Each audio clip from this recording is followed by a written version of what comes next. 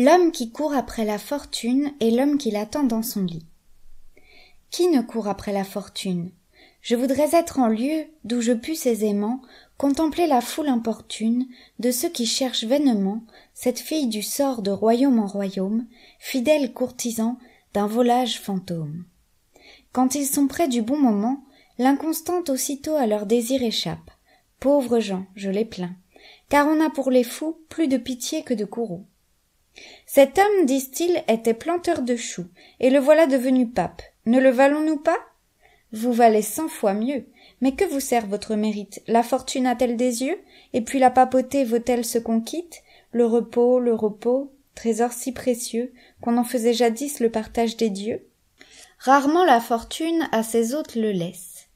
Ne cherchez point cette déesse, elle vous cherchera, son sexe en use ainsi. Certains couples d'amis, en un bourg établis, possédaient quelques biens. L'un soupirait sans cesse pour la fortune. Il dit à l'autre un jour: « Si nous quittions notre séjour, vous savez que nul n'est prophète en son pays. Cherchons notre aventure ailleurs. » « Cherchez, dit l'autre ami, pour moi, je ne souhaite ni climat ni destin meilleur.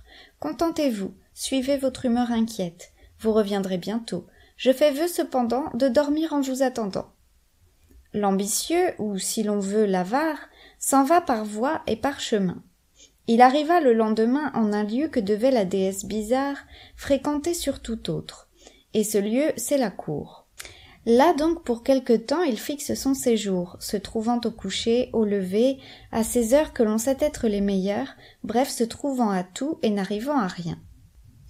Qu'est ceci, se dit-il, cherchons ailleurs du bien.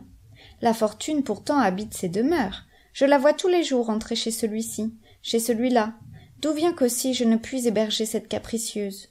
On me l'avait bien dit, que des gens de ce lieu l'on n'aime pas toujours l'humeur ambitieuse. Adieu, messieurs de cour, adieu. Suivez jusqu'au bout une ombre qui vous flatte. La fortune a, dit-on, des temples assurates. Allons là. Ce fut un de dire et s'embarquer. Âme de bronze humain, celui-là fut sans doute armé de diamants qui tenta cette route, et le premier osa l'abîme défier. Celui-ci, pendant son voyage, tourna les yeux vers son village plus d'une fois, essuyant les dangers des pirates, des vents, du calme et des rochers, ministre de la mort. Avec beaucoup de peine, on s'en va la chercher en des rives lointaines, la trouvant assez tôt sans quitter la maison. L'homme arrive au Mogol. On lui dit qu'au Japon, la fortune pour l'or distribuait ses grâces. Il y court. Les mers étaient lasses de le porter, et tout le fruit qu'il tira de ses longs voyages, ce fut cette leçon que donnent les sauvages. Demeure en ton pays, par la nature instruit. Le Japon ne fut pas plus heureux à cet homme que le Mogol l'avait été, ce qui lui fit conclure en somme qu'il avait à grand tort son village quitté. Il renonce aux courses ingrates, revient en son pays, voit de loin ses pénates, pleure de joie et dit: « Heureux qui vit chez soi, de régler ses désirs faisant tout son emploi.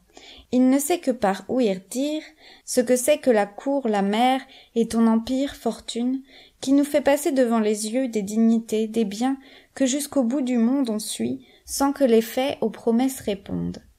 Désormais je ne bouge et ferai 100 fois mieux. » En raisonnant de cette sorte, et contre la fortune ayant pris ce conseil, il la trouve assise à la porte de son ami plongé dans un profond sommeil.